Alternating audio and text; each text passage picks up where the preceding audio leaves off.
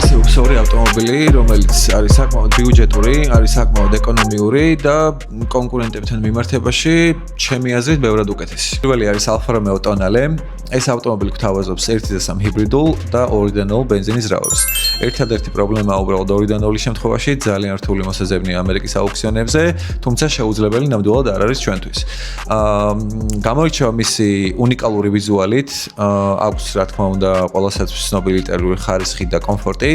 ამ ავტომობილის შეძენა ამერიკის აუქციონებზე დაახლოებით შესაძლებელია $10,000-დან $12,000 ფარგლებში. მეორე ვარიანტი არის Dodge Hornet, რომელიც არის ასე ვთქვათ Tonale შედარებით ბიუჯეტური ვარიანტი, იზიარებს მის პლატფორმას, იზიარებს მის დაკიდების სისტემას. ასევე გვთავაზობს 2.0 ტურბინირებულ ძრავს და ასევე 1.3 ჰიბრიდულ ძრავს. მისი შეძენა შესაძლებელია დაახლოებით $8,000-დან $10,000 ფარგლებში ამერიკის აუქციონებზე.